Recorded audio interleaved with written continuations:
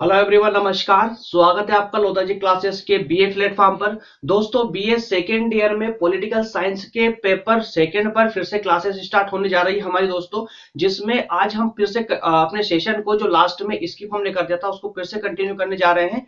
और इसके अंतर्गत दोस्तों आज के लेक्चर में हम वापस से आ गए हैं अपने स्विट्जरलैंड के संविधान पर, जिसमें दोस्तों दो पार्ट हमारे बच गए थे स्विट्जरलैंड के संविधान में, जिसमें से न्यायपालिका और प्रत्यक्ष लोकतंत्र। दोस्तों इस पर हमारा डिस्कस अभी तक नहीं हुआ था। इससे पहले हम दोस्तों 2 से 3 क्लासेस हम इस पर ले चुके हैं स्विट्जरलैंड के संविधान पर, जिसमें हम दोस्तों अभी तक स्विट्जरलैंड के संविधान की विशेषताएं, कार्यपालिका और व्यवस्थापिका पर पूरे विस्तार से डिस्कस कर चुके हैं। तो दोस्तों आज के इस लेक्चर में, आज के सेशन में हम बात करेंगे न्यायपालिका पर, स्विट्जरलैंड के संविधान की न्यायपालिका पर अर्थात स्विस न्यायपालिका पर आज हमारी विस्तार से चर्चा होगी। ठीक है दोस्तों, ये हमारा लेक्चर नंबर 12 होने जा रहा है दोस्तों।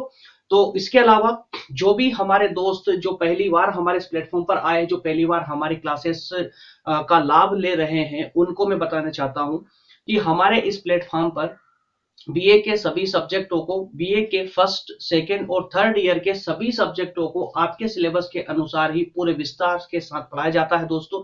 इसके साथ ही साथ में आपके डाउट क्लियर करने के लिए हम आपको व्हाट्सएप और कॉल की फैसिलिटी भी प्रोवाइड करते हैं, जिससे कि आपके सभी डाउट क्लियर हो सके। ठीक है, चलिए बढ़ते दोस्तों इसी के साथ अपने सेशन में। और सेशन में बढ़े उससे पहले उन सभी दोस्तों को जो बार बार परेशान होते हैं कि सर आपकी जो है टोटल लेक्चर हमको कंटिन्यूअसली सीरीज वाइज नहीं मिल पाते हैं, उनसे मेरा एक आग्रह है कि प्लीज प्लेलिस्ट में जाइए। प्लेलिस्ट में जाकर के सर्च करेंगे तो आपको सभी लेक्चर क्रम अनुसार मिल जाएंगे। सभी सब्जेक्ट की अलग अलग प्लेलिस्ट बना दी गई है। ठीक है, इसके अलावा दोस्तों हमारे अगर व्हाट्सएप नंबर आपको चाहिए तो ये डिस्प्ले हो रहे हैं, यहां से ले सकते हैं। इन सबके अलावा दोस्तों अगर अभी तक आपने टेलीग्राम ज्वाइन नहीं किया है तो जल्दी से जाकर के टेलीग्राम ज्वाइन कर ले, क्योंकि सभी लेक्चरों की लिंक आपको टेलीग्राम ग्रुप पर ही मिलती है। और इसके अलावा सभी पीडीएफ नोट्स भी आपको दोस्तों टेलीग्राम चैनल पर ही, टेलीग्राम ग्रुप पर ही आपको प्रोवाइड कराए जाते हैं। टेलीग्राम पर लोधाजी क्लासेस नाम से हमारा एक ग्रुप बना दिया गया है, जहां आपको सभी नोट्स और लिंक लेक्चर की मिलती रहेगी। इसके अलावा दोस्तों ये जो आपको लिंक दिख रही है, इस लिंक को कॉपी करके भी आप टेलीग्राम ग्रुप को ज्वाइन कर सकते हैं। ठीक है, चलिए दोस्तों शुरू करते हैं अपना आज का सेशन। और आज के सेशन में दोस्तों अभी तक हमारा विशेषताएं, कार्यपालिका और व्यवस्थापिका पर पूरा डिस्कस हो चुका है, कंप्लीट डिस्कस हो चुका है। आज से हमारा सेशन फिर से कंटिन्यू होने जा रहा है, जिसपे आज हम बात करेंगे दोस्तों न्यायपालिका पर। न्यायपालिका पर हमारी एक पूरे विस्तार के साथ में डिस्कस होगा और जानेंगे इसके अंतर्गत कि स्विट्जरलैंड की न्यायपालिका की क्या क्या विशेषताएं हो सकती है, कितने अधिकार है, क्या स्विट्जरलैंड की न्यायपालिका भी भारतीय न्यायपालिका के समान ही अधिकार रखती है या फिर उससे कम या उससे ज्यादा, या किस प्रकार से जिस प्रकार से हम दोस्तों भारत की न्यायपालिका का अध्ययन करते हैं, क्या उसी प्रकार से वही शक्तियां क्या स्विट्जरलैंड की न्यायपालिका को भी प्राप्त है ना। तो इसके बारे में दोस्तों आज हम विस्तार से जानेंगे। ठीक है दोस्तों, इस सब के अलावा आपको अच्छे से मालूम है दोस्तों कि जो हमारी शासन व्यवस्था है, क्योंकि हम शुरू से पढ़ते आ रहे हैं, हालांकि बीच में काफी गैप हो गया था, इसलिए मैं फिर से आपको ये ट्रायंगल सिस्टम समझा देता हूं। हमारे किसी भी शासन व्यवस्था के दोस्तों 3 अंग होते हैं और ये आवश्यक होते हैं। 3 अंग होते हैं, जिसमें सबसे टॉप पर होती है दोस्तों न्यायपालिका। सबसे टॉप पर होती है न्यायपालिका। ठीक है, तो दोस्तों न्यायपालिका उसके बाद में एक होती है व्यवस्थापिका और एक कार्यपालिका। व्यवस्थापिका के द्वारा, जैसा कि आप सभी को पता है, मैं फिर से शॉर्ट में आपको बता रहा हूं, जैसे कि व्यवस्थापिका कानून निर्माण का कार्य करती है एक शासन व्यवस्था के अंदर।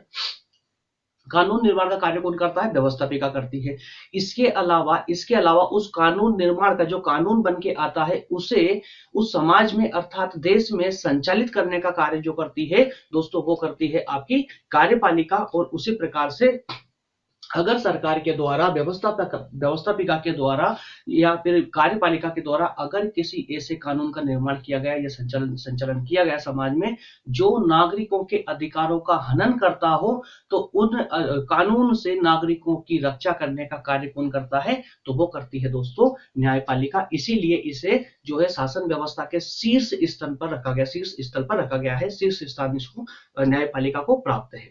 ठीक है, चलिए दोस्तों इसी के साथ तो न्यायपालिका का कंसेप्ट आज अब हम स्पष्ट करने वाले हैं। और इसके साथ ही साथ में, इससे पहले आज हम देख लेते हैं, सबसे पहले हम देख ले कि आज के इस पूरे टॉपिक का सारांश क्या है, आज के इस लेक्चर में हम क्या क्या पढ़ने वाले हैं, क्या क्या कवर करके चलेंगे दोस्तों।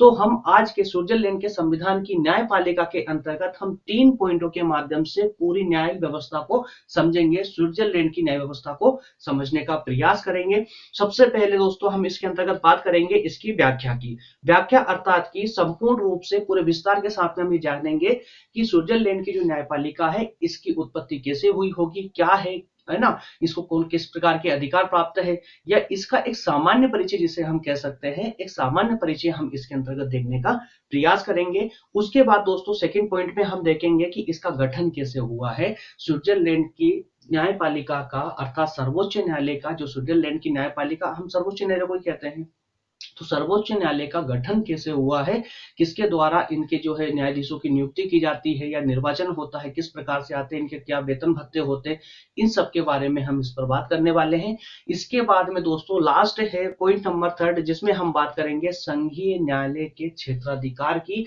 जो इस पूरी स्लाइड का, इस पूरे लेक्चर का सबसे इंपॉर्टेंट पार्ट होगा दोस्तों, हमारा क्षेत्राधिकार। तो स्विस न्यायपालिका का क्षेत्राधिकार, कार्य या फिर शक्तियां। ठीक है, चलिए तो वन बाय वन करके दोस्तों इन्हें हम समझने का प्रयास करते हैं। उम्मीद करता हूं आपको सेशन पसंद आ रहा होगा दोस्तों। लगभग अभी तक जितनी भी क्लासेस मेरे द्वारा आपके लिए लाई गई है, सभी क्लासेस आपके द्वारा भरपूर रूप से पसंद की जा रही है दोस्तों। प्लीज, तो इसी के साथ में पूरा लेक्चर, ये जो सीरीज है हमारी सेकंड प्रश्न पत्र सेकंड में, जो हम विभिन्न देशों के संविधान पढ़ रहे हैं, इसमें दोस्तों अब फिर से हमारी क्लासेस वापस से कंटिन्यू हो चुकी है, जिसे बहुत जल्दी अब हम इसमें जो भी संविधान, जैसे चीन का संविधान या कुछ बॉर्डरलाइन के देशों का संविधान बचा हुआ है, उनको ही हम बहुत जल्दी कवर कर लेंगे। ठीक है, चलिए तो अगर इसमें इसके सामान्य परिचय की बात करें दोस्तों, व्याख्या की बात करें स्विट्जरलैंड के संविधान के अंतर्गत, तो आप सभी को अच्छे से मालूम है, क्योंकि आप व्यवस्थापिका, कार्यपालिका ये सब पढ़ चुके हैं स्विट्जरलैंड के संविधान के अंतर्गत। तो अब मैं ये मानकर चल रहा हूं कि स्विट्जरलैंड की शासन व्यवस्था के बारे में आप भली भांति रूप से जानते हैं। अगर आपको थोड़ा बहुत कुछ पता नहीं है तो वो मात्र न्यायपालिका और प्रत्यक्ष लोकतंत्र के बारे में पता नहीं है, बाकी स्विट्जरलैंड के संविधान से संबंधित सभी टर्मिनोलॉजी को आप बहुत अच्छे से अभी तक समझ चुके हैं। ठीक है, तो दोस्तों जो मैं बता चुका हूं उसे अब मैं, अगर यहां पर रिपीटेशन होता उस टर्मिनोलॉजी का, तो मैं उसे शॉर्ट में लेके चलूंगा।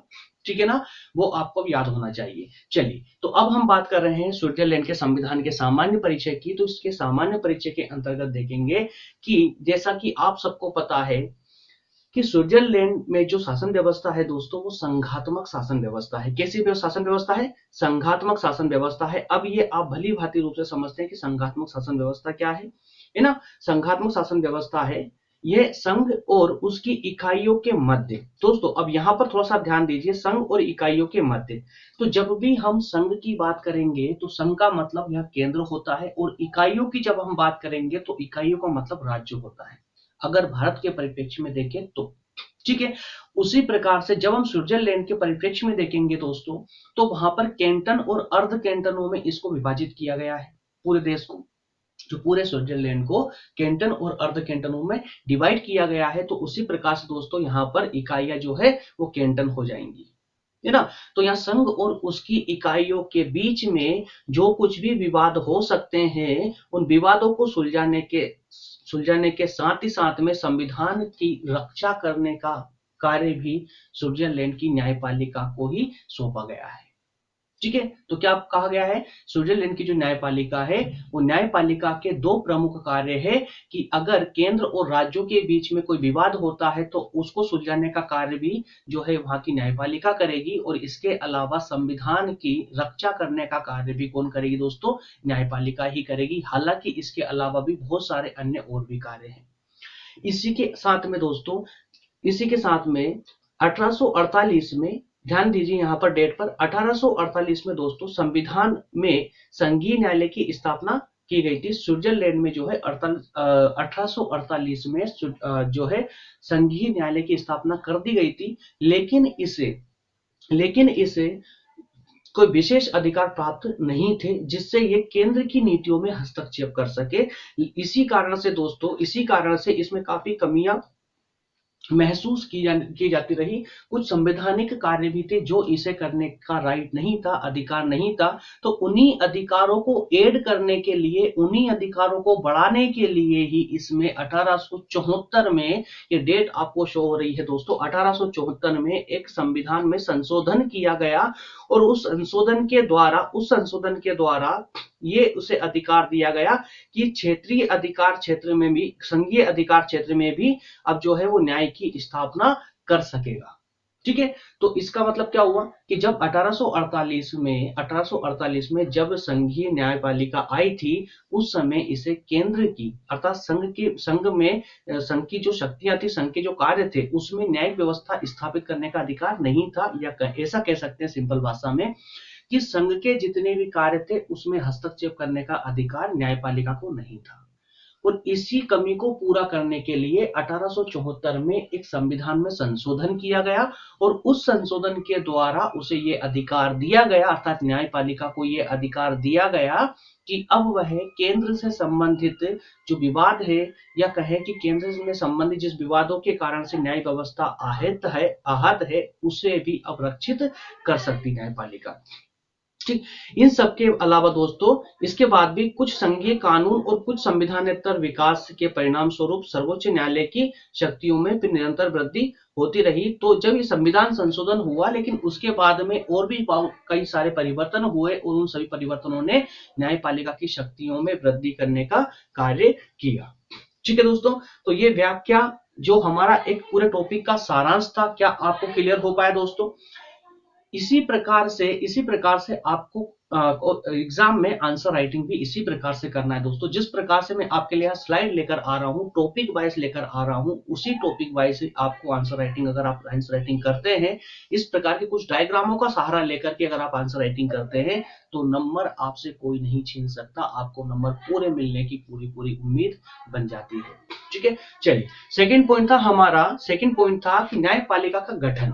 दोस्तों इसके अंतर्गत हम बात करेंगे न्यायपालिका के गठन की। तो न्यायपालिका का गठन और रचना इसी किस प्रकार से हुई, न्यायपालिका का गठन और रचना किस प्रकार से हुई है, तो जरा इसको भी हम एक थोड़ा सा अच्छे से समझेंगे, जिससे, क्योंकि देखिए स्विट्जरलैंड के मैंने जब अमेरिका का संविधान में न्यायपालिका पढ़ा रहा था, तो अगर आपने ध्यान दिया होगा तो उस वक्त भी मैंने आपको स्पष्ट कहा था कि जिस प्रकार से ब्रिटेन की न्यायपालिका अलग है, अमेरिका की अलग है, उसी प्रकार से स्विट्जरलैंड की न्यायपालिका एकदम अलग है।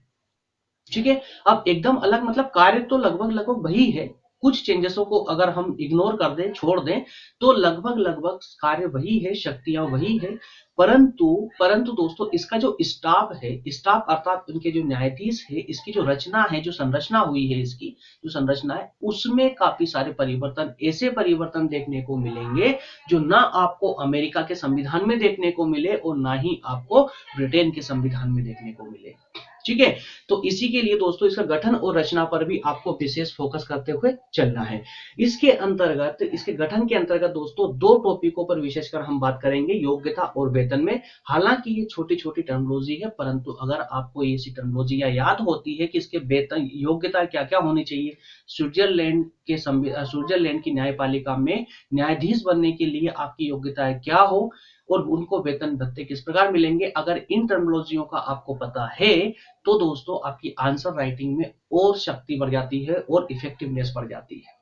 ठीक है, चलिए तो इनको भी वन बाय वन करके हम डिस्कस कर लेते हैं। शॉर्ट फॉर्म में कुछ भी लेके नहीं चलेंगे दोस्तों, पूरा विस्तार पूर्वक ही इन पर सब पर चर्चा हम करेंगे। ठीक है, सबसे पहले हम बात करेंगे सर्वोच्च न्यायालय, अर्थात सर्वोच्च न्यायालय का गठन किस प्रकार हुआ, इसकी रचना किस प्रकार से हुई है दोस्तों। तो पहले मैं आपको व्यवहारिक रूप से समझा देता हूं, उसके बाद हम इस स्लाइड पर भी आ जाएंगे। दोस्तों जहां तक बात है सर्वोच्च न्यायालय की, स्विट्जरलैंड के सर्वोच्च न्यायालय के गठन की, तो मैं आपको बता दूं दोस्तों कि जिस प्रकार से भारत के साथ अगर हम कंपैरिजन करें, तो जिस प्रकार से भारत के सर्वोच्च न्यायालय की स्थापना संविधान के द्वारा की गई थी, अर्थात संविधान में स्पष्ट लिखा हुआ था कि सर्वोच्च न्यायालय की स्थापना की जाएगी, इस प्रकार की कोई भी व्यवस्था स्विट्जरलैंड के संविधान में नहीं थी। ठीक है, तो स्विट्जरलैंड के संविधान के अंतर्गत न्यायपालिका की स्थापना उसकी संसद के कानून के अधिकार से हुई, कानून के अनुसार हुई, कानून के द्वारा हुई। ठीक है। तो संसद ने, स्विट्जरलैंड की संसद ने एक कानून बनाया, उस कानून के तहत ही वहां के सर्वोच्च न्यायालय अर्थात सुप्रीम कोर्ट की स्थापना की गई। ठीक है। और उसके साथ में ये व्यवस्था की गई कि इसके जो न्यायाधीश होंगे वो नियुक्त नहीं होंगे जैसे भारत में होते हैं, नियुक्त नहीं होंगे, बल्कि उनका निर्वाचन होगा, उनका चुनाव होगा, और चुनाव जो जीत कर आएगा वही इसके न्यायाधीश होंगे, और उनका कार्यकाल 6 वर्ष का फिक्स कर दिया। कितने वर्ष का दोस्तों? 6 वर्ष का फिक्स कर दिया। अब मिली ना आपको एक अजीब सी बात, जो अभी तक आपको मालूम था क्या कि किसी न्यायाधीश का निर्वाचन भी होता है? हमारे यहाँ तो भाई प्रधानमंत्री का, मुख्यमंत्री का, सब मंत्रियों का निर्वाचन होता है, लेकिन सर्वोच्च न्यायालय का तो निर्वाचन हमने कभी सुना नहीं था। तो स्विट्जरलैंड के संविधान में दोस्तों यही होता है। स्विट्जरलैंड के संविधान में जो न्यायपालिका है वो संसद के अनुसार कार्य करती है, संसद के नीति, जो संसद के कानून होते हैं उनमें हस्तक्षेप नहीं कर सकती। हाँ, राज्यों के कार्यों में हस्तक्षेप कर सकती है, परंतु संसद के, केंद्र के जो कानून होते हैं उनका पुनरीक्षण नहीं कर सकती। ठीक है। क्यों नहीं कर सकती? क्योंकि वो संसद के द्वारा ही वो जो है निर्वाचित होकर आते हैं। संसद ही उनका जो है एक टाइम और वेतन भत्ते ये सब फिक्स जो करती है वो संसद ही करती है कि न्यायाधीशों को कितना वेतन मिलेगा, क्या उनका कार्यकाल होगा, न्यायपालिका में न्यायाधीशों की संख्या कितनी होगी, ये सारे कार्य वहां की संसद के द्वारा ही किए जाते हैं। क्लियर है ना? चलिए दोस्तों, अब जरा थोड़ा सा स्लाइड पर आ जाते हैं। अब जो बारीकियां छूटी है उसको भी हम यहाँ पर कवर कर लेंगे, और मैं स्लाइड पर को भी आपको एक बार रीड करवाता हूं, जिससे कि जब आप पीडीएफ डाउनलोड करते हैं और पीडीएफ को पढ़ते हैं तो उस वक्त आपको कंफ्यूजन ना हो, इसलिए मैं एक एक लाइन आपके साथ में क्लियर करते चलता हूं। चलिए देखिए, संघीय सर्वोच्च न्यायालय की रचना संसद के कानून द्वारा निर्धारित होती है, बता चुका हूं आपको। ठीक है। संविधान में न्यायाधीशों को संघीय संसद द्वारा निर्वाचित किया जाता है। तो यहाँ के जो न्यायाधीश होंगे, स्विस न्यायपालिका के जो न्यायाधीश होंगे वो किसके द्वारा निर्वाचित होंगे? तो संघीय सभा के द्वारा निर्वाचित होंगे। ठीक है। संघीय न्यायालय में नियमित न्यायाधीशों के साथ वैकल्पिक न्यायाधीश भी होते हैं। ये आपके लिए एक नया पॉइंट है, ऐसा कहीं नहीं होता है, सिर्फ स्विट्जरलैंड के संविधान के अंतर्गत स्विट्जरलैंड की न्यायपालिका में ही ऐसा देखने को मिलेगा आपको कि वहां पर कुछ न्यायाधीशों के साथ ही साथ में कुछ वैकल्पिक न्यायाधीश भी होते हैं जो अंडरग्राउंड रहते हैं, उनके बैक साइड रहते हैं। अर्थात कि जो वैकल्पिक न्यायाधीश होंगे वो तभी काम करेंगे, वो तभी एक्टिव होंगे जब जो मुख्य न्यायाधीश है, जो मेन न्यायाधीश है, वो हट जाए, वो मतलब कहीं बाहर चले गए, छुट्टी पे है या उपस्थित नहीं है। तो जो मुख्य न्यायाधीश है, जो न्यायाधीश है, उनकी अनुपस्थिति में ही वैकल्पिक न्यायाधीश अपना कार्य करते हैं। ठीक है। तो इस प्रकार से 2 प्रकार के न्यायाधीशों की यहाँ व्यवस्था की गई है, और न्यायाधीशों की संख्या निश्चित करने का कार्य संसद करेगी। संघीय सभा को ही हम संसद बोल रहे हैं। ठीक है। संघीय सभा करेगी अर्थात संसद करेगी। वर्तमान में अगर अभी देखा जाए दोस्तों तो 26 न्यायाधीश है। कितने न्यायाधीश है? स्विट्जरलैंड की न्यायपालिका में 26 न्यायाधीश है और 12 वैकल्पिक न्यायाधीश है। ठीक है। इसके अलावा इनका निर्वाचन 6 वर्ष के लिए किया जाता है, और इसके अलावा इसमें एक अध्यक्ष और एक उपाध्यक्ष भी होता है, जिसका कार्यकाल 2 वर्ष का होता है। हर 2 साल में एक अध्यक्ष और एक उपाध्यक्ष का भी जो है निर्वाचन होता है। एक अध्यक्ष और एक उपाध्यक्ष का निर्वाचन भी होता है प्रत्येक 2 वर्ष के लिए। ठीक है। और एक बात इसमें दोस्तों कि जैसे ही इनके 6 वर्ष कंप्लीट होते हैं, स्विट्जरलैंड के जो न्यायाधीश होते हैं उनके जैसे ही 6 वर्ष कंप्लीट होते हैं तो उन्हें त्यागपत्र देना होता है, लेकिन फिर से वो निर्वाचित होकर फिर से आ सकते हैं। ऐसा कोई प्रतिबंध नहीं है कि वो एक ही बार आएंगे या 2 बार आएंगे या 3 बार आएंगे, कितनी बार भी वो निर्वाचित हो सकते हैं 70 वर्ष की आयु तक। ठीक है। 70 वर्ष की आयु के बाद में फिर वो निर्वाचित नहीं हो सकते।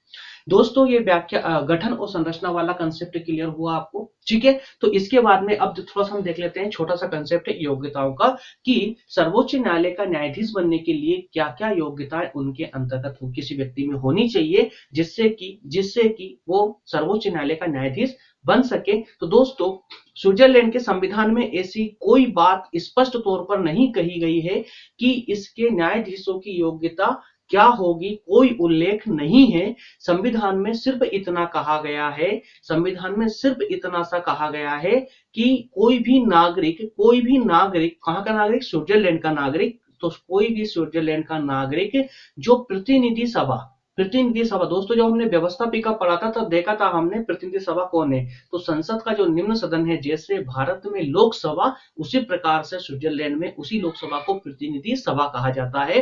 तो जो नागरिक स्विट्जरलैंड का नागरिक है, जो व्यक्ति स्विट्जरलैंड का नागरिक है और प्रतिनिधि सभा का सदस्य बनने की योग्यता रखता हो, वो व्यक्ति निर्वाचित होकर के सर्वोच्च न्यायालय का न्यायाधीश का पद ग्रहण कर सकता है, धारण कर सकता है।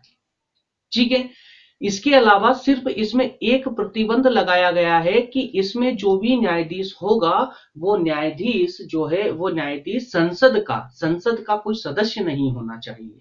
ठीक है, संसद का कोई सदस्य नहीं होना चाहिए। और हालांकि ये व्यावहारिक रूप से देखा गया है कि जो भी न्यायाधीश के लिए निर्वाचित होता है वो कहीं ना कहीं जो है कानून का ज्ञाता ही व्यक्ति होता है, वही निर्वाचित होकर आता है। व्यावहारिक रूप से संविधान में ऐसी कोई कानूनी व्याख्या नहीं की गई है, कोई कानूनी प्रतिबंध तो नहीं है कि उसे जो है न्याय का, कानून का ज्ञान होना चाहिए, लेकिन व्यावहारिक रूप यही है कि कानून का ज्ञाता ही न्यायाधीश के पद का पद धारण करता है।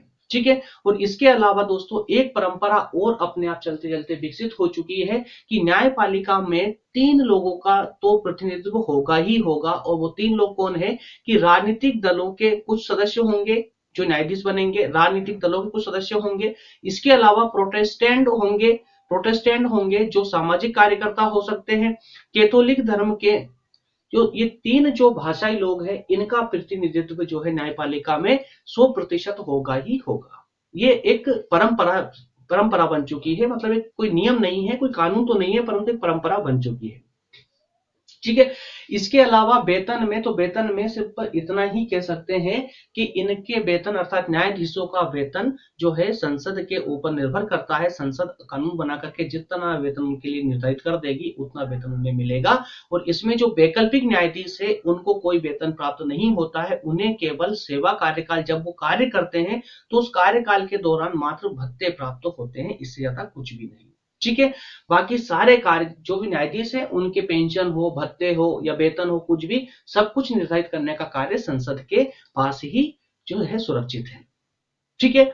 चलिए नेक्स्ट पॉइंट है दोस्तों हमारा संघीय न्यायालय का क्षेत्राधिकार, जो सबसे इंपॉर्टेंट इस स्लाइड के अंतर्गत सबसे इंपॉर्टेंट कंसेप्ट है हमारा संघीय न्यायालय का क्षेत्राधिकार, कार्य और शक्तियां। ठीक है। तो इसके अंतर्गत दोस्तों अगर जब हम बात करते हैं स्विट्जरलैंड के न्यायपालिका की शक्तियों के बारे में, तो शक्तियों के अंतर्गत स्विस संघीय न्यायाधिकरण को अमेरिका की सर्वोच्च न्यायपालिका के समान प्रारंभिक और अपीलीय क्षेत्राधिकार प्राप्त है। ये आपकी स्लाइड में देखिए स्पष्ट एकदम सिंपल भाषा में दोस्तों आपको प्राप्त मिल जाता है। एकदम सिंपल भाषा में लिखा हुआ है कि जैसा अमेरिका के सर्वोच्च न्यायालय को जो अपीलीय और क्षेत्राधिकार प्राप्त है, प्रारंभिक और अपीलीय क्षेत्राधिकार प्राप्त है, ये शक्तियां प्राप्त है, वही शक्तियां आपको स्विट्जरलैंड के न्यायपालिका के पास भी मिल जाएगी। ठीक है। कौन कौन से अधिकार? प्रारंभिक और अपीलीय। ठीक है। प्रारंभिक क्षेत्राधिकार और अपीलीय क्षेत्राधिकार। अब ये प्रारंभिक और अपीलीय क्षेत्राधिकार क्या होता है दोस्तों?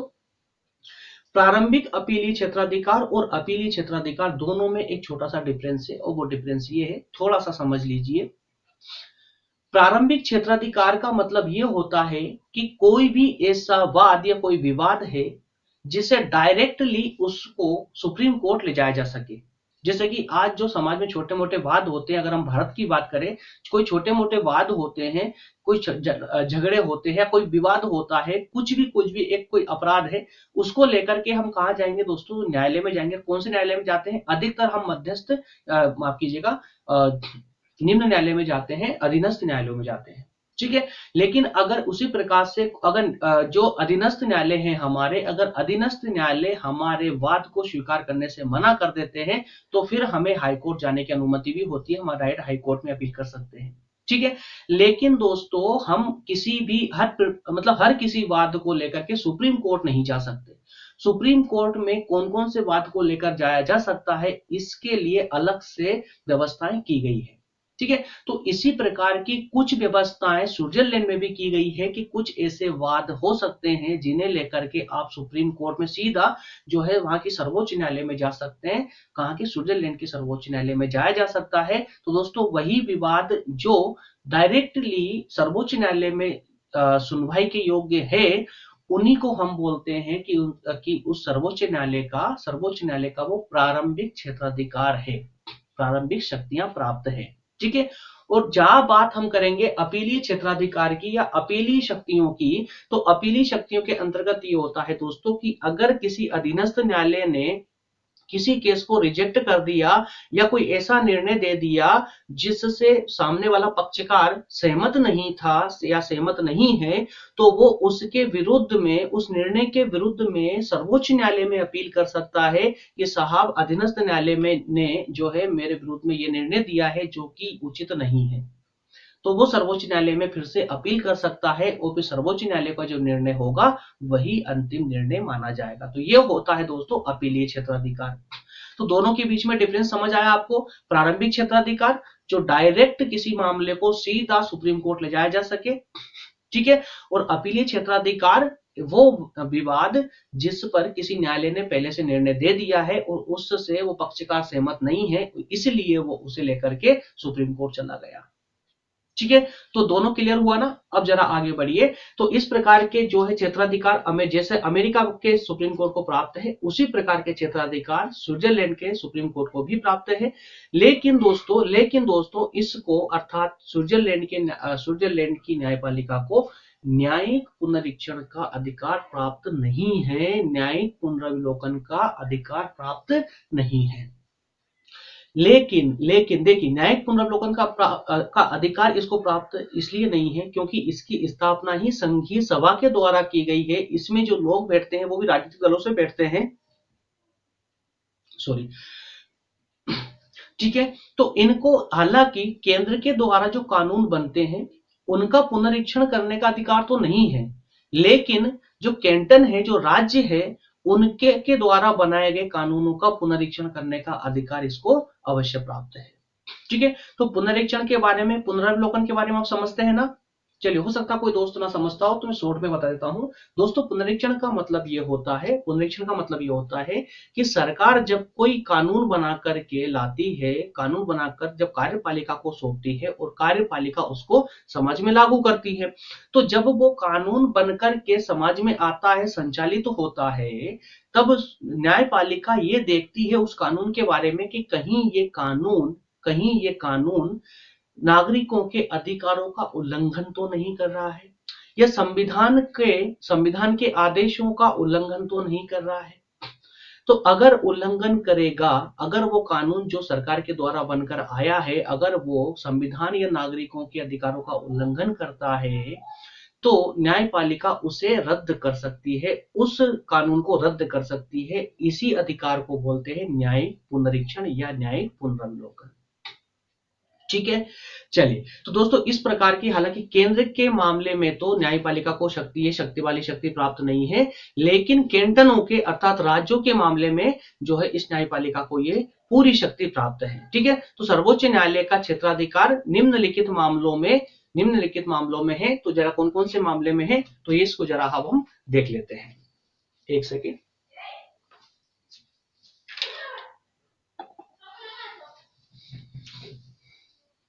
नंबर 1 पे है, नंबर 1 प्रारंभिक क्षेत्राधिकार। दोस्तों इसमें ध्यान देते चलना, अब ये जो शक्तियों पर हम बात कर रहे हैं दोस्तों, ये बहुत इंपॉर्टेंट है, इसकी शक्तियां याद रखना आवश्यक है। न्यायपालिका की सभी शक्तियों को याद रखना बहुत ज्यादा आवश्यक है। तो प्रारंभिक क्षेत्राधिकार। सेकंड में हम बात करेंगे अपीलीय क्षेत्राधिकार। प्रारंभिक क्षेत्राधिकार में आपको समझा चुका हूं, अपीलीय क्षेत्राधिकार भी मैं आपको बता चुका हूं अपीलीय क्षेत्राधिकार क्या होता है। संवैधानिक अधिकार, संवैधानिक क्षेत्राधिकार या संवैधानिक अधिकार हम कह सकते हैं, जिसमें संविधान की रक्षा से संबंधित अधिकार सर्वोच्च न्यायालय के पास में है। उन अधिकारों को हम संवैधानिक अधिकारों की श्रेणी में रखते हैं या संवैधानिक अधिकारों के नाम से जानते हैं। ठीक है। इसके बाद में फोर्थ पॉइंट पे हम बात करेंगे प्रशासनिक क्षेत्र के संबंध में अधिकार।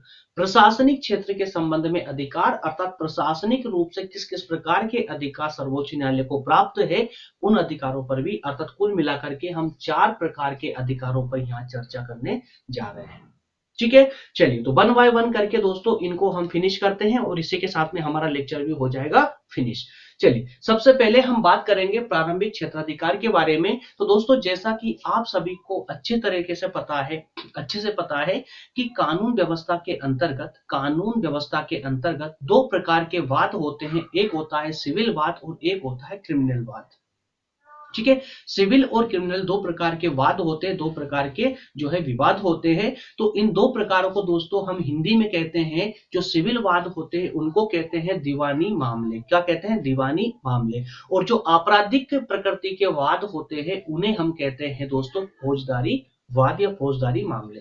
ठीक है, तो दीवानी मामले और फौजदारी मामलों के अंतर्गत कौन कौन से प्रकार के जो है क्षेत्राधिकार इसको प्राप्त, सर्वोच्च न्यायालय को प्राप्त है दोस्तों। तो 1 बाय 1 करके दीवानी मामलों के अंतर्गत हम इनको जरा समझ लेते हैं। ठीक है, सबसे पहले हम बात करेंगे दीवानी मामलों के संबंध में क्षेत्राधिकार जो सर्वोच्च न्यायालय को प्राप्त है, संघीय सभा ने जो इसको अधिकार दिए हैं उसके बारे में अगर बात करें दोस्तों, तो दीवानी मामलों में जो सिविल प्रकार के जो वाद होते हैं उनके संबंध में जो अधिकार प्राप्त है न्यायालय को, वो है स्विस अर्थात स्विट्जरलैंड राज्य मंडल तथा केंद्रों के बीच में उत्पन्न विवाद। अगर केंद्र और राज्यों के बीच में कोई विवाद होता है तो उसके संबंध में पूरा अधिकार सर्वोच्च न्यायालय को है कि वो इन दोनों के वादों को सुलझा सके, लेकिन सिविल प्रकृति के।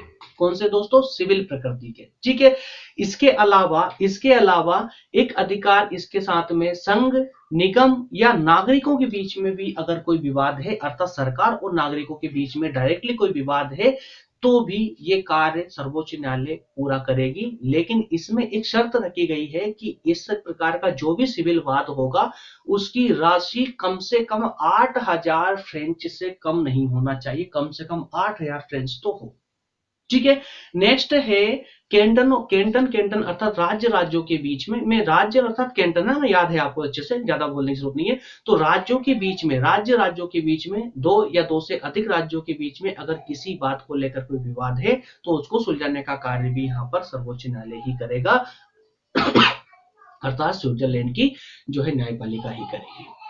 ठीक है, इसके अलावा राष्ट्रीयता से संबंधित, राष्ट्र की सुरक्षा से संबंधित अगर कोई विवाद होगा तो भी ये सर्वोच्च न्यायालय ही देखेगी। इनके अलावा कैंटनों की नागरिकता दोस्तों, अगर नागरिकों के बीच में नागरिकता के बीच में कोई विवाद होता है, अर्थात एक कैंटन के नागरिकों का दूसरे कैंटन के नागरिकों के साथ में अगर कोई विवाद होगा तो वैसा कार्य भी सर्वोच्च न्यायालय में प्रथम क्षेत्राधिकार के अंतर्गत आएगा, प्रारंभिक क्षेत्राधिकार के अंतर्गत आएगा।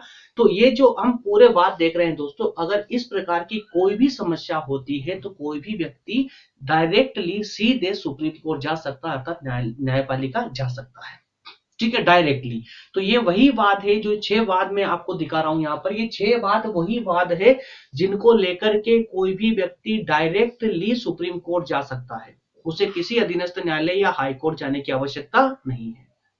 ठीक है ना, इसके अलावा अन्य दीवानी मामले भी है जिसमें कुछ ऐसे मामले हैं दोस्तों जिसमें दोनों पक्ष सहमत होना चाहिए और उसकी राशि जो है, विवाद की जो राशि है वो कम से कम 10,000 फ्रेंच से अधिक होना चाहिए, कम नहीं होना चाहिए।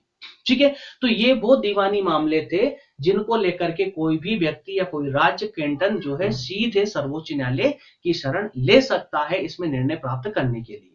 ठीक है, इसी प्रकार से कुछ मामले दोस्तों फौजदारी मामले भी है, आपराधिक प्रकृति के भी है। तो वो आपराधिक प्रकृति के अंतर्गत भी दोस्तों ये 5 प्रकार के मामले हैं जिन्हें हम भली भांति रूप से समझने का प्रयास करेंगे 1 बाय 1 करके। दोस्तों लगभग एक जैसे ही होते हैं, कोई अलग अलग नहीं होता। जैसे सिविल वाद, तो जो सिविल वाद मतलब जो सिविल प्रक्रिया संहिता के अंतर्गत आते हैं भारत की अगर बात करें तो, ठीक है, उसी प्रकार से कुछ सिविल वाद वहां पर होंगे। तो वो सिविल वाद जो मैंने 5 आपको बताए थे, वो पांचों के पांचों वाद दोस्तों, अगर उस प्रकार की कोई भी समस्या होती, कोई भी विवाद होता है किसी के भी बीच में, तो उसमें डायरेक्ट उस पर निर्णय लेने के लिए, उसको सुलझाने के लिए सुप्रीम कोर्ट की मदद ली जा सकती है। ठीक है, इसी प्रकार से कुछ आपराधिक प्रकृति के विवाद है। तो आपराधिक प्रकृति की बात कैसे है? जैसे कि संघ के विरुद्ध संघ के विरुद्ध अर्थात केंद्र के विरुद्ध कुछ राजद्रोह का मामला हो गया, या अधिकारियों के विरुद्ध हिंसा का मामला हो गया, जैसे अधिकारी कोई सरकारी अधिकारी है उसके प्रति हिंसा हो गई,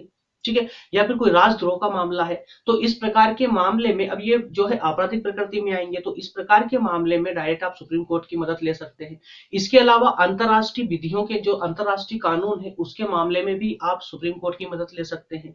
इसके अलावा कुछ राजनीतिक अपराध है, कुछ दुराचार है, भ्रष्टाचार है, ऐसे विवाद है जिनमें जिनमें इनको सुलझाने के लिए सैनिकों की सहायता लेनी पड़ी हो, किसकी? सैनिकों की सहायता लेनी पड़ी हो, ऐसे विवादों को भी आप सीधे सुप्रीम कोर्ट ले जा सकते हैं। प्रारंभिक क्षेत्राधिकार इस मामले में प्राप्त है सुप्रीम कोर्ट, ठीक है। इसके अलावा जाली नोट या जाली सिक्के, ठीक है ना, और विवाद जो उनके पास कैंटोनों द्वारा संघीय सभा की अनुमति से भेजे जाते हैं, और कुछ ऐसे अन्य विवाद भी है जो संघ की सभा अर्थात संसद कैंटोनों के पास भेजती है, ठीक है। तो दोस्तों इस प्रकार से ये हुआ इसका प्रारंभिक क्षेत्राधिकार, अर्थात ये कुछ टॉपिक हमने पढ़े हैं, सिविल में अलग और आपराधिक अर्थात की क्रिमिनल मामलों में अलग, तो अलग अलग रूप से इनको समझने का हमने प्रयास किया है। तो ये इस प्रकार के कुछ वाद होते, इन वाद को लेकर के हम सीधे सुप्रीम कोर्ट जा सकते हैं, और सीधे सुप्रीम कोर्ट जाना ही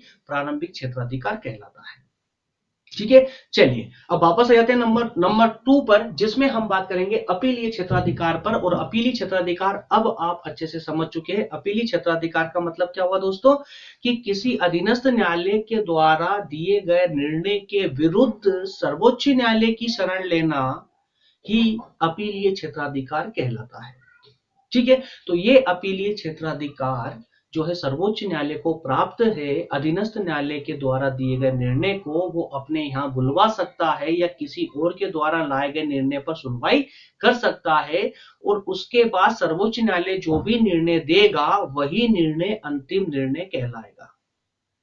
क्लियर है ना? चलिए तो इस पर भी दोस्तों, इसको भी जरा हम एक नजर देख लेते हैं।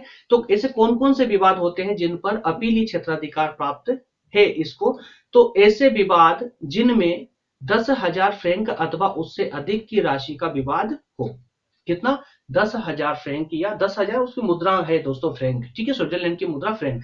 तो 10,000 या उससे अधिक की राशि हो, 10,000 या उससे अधिक की राशि हो, जो किसी भी न्यायालय ने उस पर निर्णय दिया हो, तो उसको फिर से अपील की जा सकती है सुप्रीम कोर्ट में, ठीक है। तो ऐसा कोई सा भी वाद हो, ऐसा कोई सा विवाद हो जो 10,000 फ्रैंक से ऊपर का मामला है, तो उस पर अगर किसी अधीनस्थ न्यायालय ने निर्णय दे भी दिया हो, तो भी हम उसको जो है अप्लाई कर सकते हैं सुप्रीम कोर्ट में, ठीक है। और दूसरा है दोस्तों कैंटनों के न्यायालय के निर्णय के विरुद्ध। कैंटनों के न्यायालय, जो राज्यों के न्यायालय हैं, उन्होंने अगर कोई निर्णय दिया है तो वहां पर भी एक शर्त है भाई कि 400 फ्रैंक से कम नहीं होना चाहिए। कितना? 400 फ्रैंक से कम नहीं होना चाहिए राशि उसकी, ठीक है। तो ये राशियों पर ही निर्भर है। तो अपीलीय क्षेत्राधिकार के अंतर्गत ये 2 प्रकार के अधिकार यहाँ के सर्वोच्च न्यायालय को प्राप्त है दोस्तों। इसके बाद में अब हम बात करेंगे संवैधानिक अधिकार क्षेत्र की। संवैधानिक अधिकार क्षेत्र के अंतर्गत दोस्तों क्या क्या हम देखने वाले हैं कि स्विस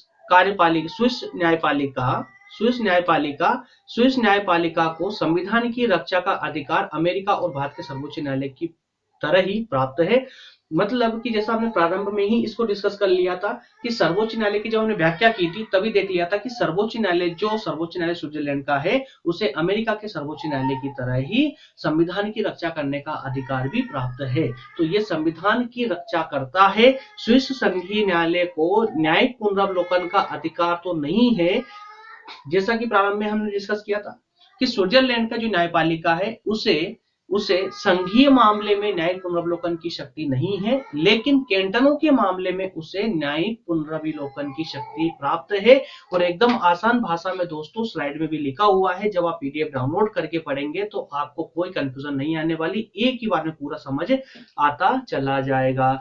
स्विस संघीय न्यायालय को न्यायिक पुनरावलोकन का अधिकार नहीं है, वह संघीय सभा द्वारा निर्मित कानूनों को अवैध घोषित नहीं कर सकता है। जो भी संसद ने जो कानून निकाले हैं, जो पास किए हैं, जो पारित किए हैं, उन कानूनों को जो है संघीय न्यायालय उनको अवैध घोषित नहीं कर सकता, लेकिन उसे कैंटनों की विधियों को अवैध घोषित करने का अर्थात उसका पुनरावलोकन करने का अधिकार प्राप्त है। ठीक है।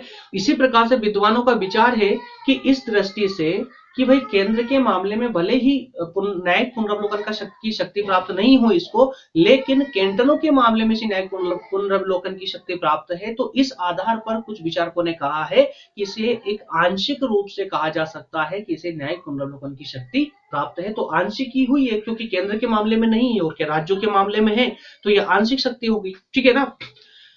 इसी प्रकार सर्वोच्च न्यायालय को निम्नलिखित मामलों में संवैधानिक अधिकार प्राप्त है। ऐसे कौन कौन से मामले हैं, ऐसे कौन कौन से अधिकार है जिसमें इसको संवैधानिक अधिकार प्राप्त है, ऐसी कौन कौन सी घटनाएं हो सकती है जिन घटनाओं को लेकर के स्विट्जरलैंड की न्यायपालिका जागृत हो सकती है संविधान को लेकर के। तो दोस्तों वो रही ये 5 फैक्ट है, 5 पॉइंट है जिनके माध्यम से हम इनको अच्छे से समझ सकते हैं। तो 5 पॉइंट ये रहे दोस्तों। संघ अर्थात केंद्र और कैंटनों के बीच अधिकारियों के पारस्परिक क्षमता संबंधी विवाद।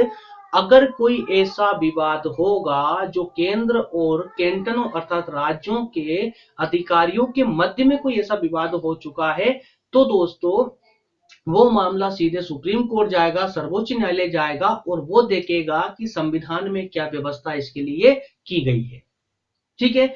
इसके अलावा संघ और कैंटनों के मध्य उत्पन्न संवैधानिक विवाद, अगर कोई केंद्र और राज्य की सरकारों के बीच में अगर कोई विवाद ऐसा उत्पन्न हो जाता है जो संवैधानिक विवाद होता है, तो उसके बारे में भी जो निर्णय लेने का अधिकार है वो सुप्रीम कोर्ट को ही है अर्थात सर्वोच्च न्यायालय को ही प्राप्त है। इसके बाद में कैंटनों के सार्वजनिक विधि के संबंध में उत्पन्न विवाद।